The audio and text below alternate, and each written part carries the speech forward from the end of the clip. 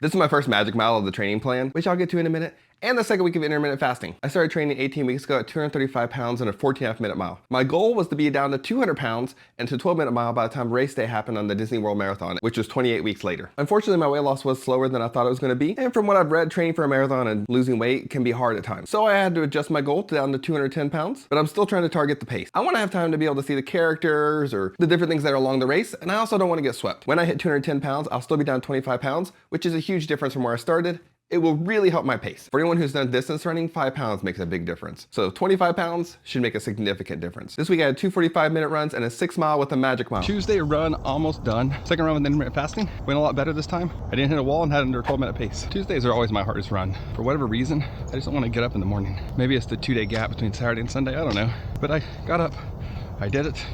Sunrise is beautiful. Still getting close to that 4-mile mark. It's like my intermittent fasting. We'll see how I feel by 11 though. I'm afraid I'll be super hungry. The heat and humidity is back up here. So I enjoyed the cool while it was here. Now it's gone. All I had was my water, electrolyte powder, which from what I read, is mixed reviews of electrolyte powder for fasting. But I have to keep hydrated. I'm not gonna eat anything until 11, so should be okay. All right, on to my cup of coffee.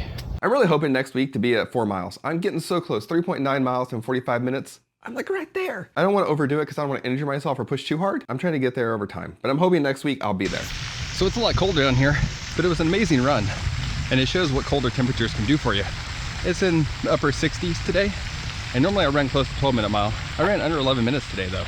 And I'm feeling good. The only downside is I took 45 minutes of my eating time. So now I gotta eat before 7. It's only about an hour away. All I have left this weekend is my 6 mile of the magic mile. And I'm really excited to do the magic mile. I'm a little confused on how to do it properly. So I'll do some research for Saturday and we're ready to go. All right, dinner time. Saturday I had to prepare for the magic mile, but I also had to prepare to be able to run 6 miles. 1 mile of it is magic mile, but you still have 5 other miles outside that you have to do. I put my electrolyte water in my Camelback, stuck in my vanilla goo, and off I went. So here we are Saturday doing the 6-mile run.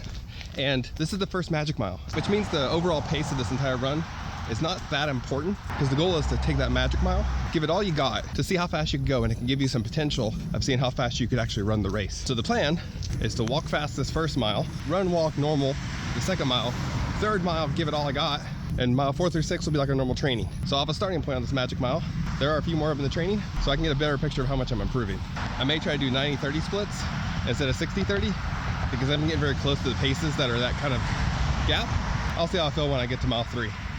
All right, running time. I couldn't do the magic mile exactly how they recommend it. There's some variations depending on what you're capable of. The goal would be to run a 1/4 mile, walk 30 seconds, run another 1/4 mile, walk 30 seconds to try to figure out what your pace really is. I did 90-30, so I ran for 90 seconds, walked for 30. It wasn't too far off from a 1/4 mile, but my time was amazing. I had a 10-minute, 6-second mile, which would put me about a 13-minute mile on a marathon if I could keep that pace the whole time. I don't know doing all the back-to-back races that are probably Dopey would let me do that because it's a 5K, 10K, half marathon, and a full marathon. So yes, if I was running a marathon by itself, maybe. Doing all those races combined, probably not. I still got a long ways to go to get to a 12-minute mile. One of the more exciting things to me beyond the magic mile was I managed to finish the whole 6 miles with a 12-minute average pace. That is awesome considering the first mile I kind of sped walk just to warm up. To finish in a 12-minute miles, it's just awesome. I think for my 45-minute runs going forward, I'm gonna try to start doing 90-30. We'll see next week on Tuesday how it goes to see if it actually helps me improve. I wanna keep improving my cardiovascular health so that the endurance gets a little easier. I don't plan to change much about my long runs, but we'll see. Last week I lost 3 pounds doing intermittent fasting. And I figured part of it was water weight. I didn't expect that to happen every week. So this week I stuck to my intermittent fasting, but I didn't enter my calories. I was curious to see if I just ate within the 8-hour window, if I'd lose any weight or what would happen. That was not a good decision. I'm still at 221 pounds, which is what I was at last week, so I didn't lose anything. So for me personally, it's gonna take intermittent fasting plus tracking my calories to make sure that I continue to lose weight. I'm okay not losing weight this week. I have a lot of long runs ahead of me where I'm gonna be burning a lot of calories. I'm still confident I can hit 210 in the next 10 weeks. That is about a pound a week, so I do have to really keep focused. The next 2 weeks are gonna be really intense. This upcoming week, I have 2 45-minute runs, an 8.5-mile walk, and a 20-mile run.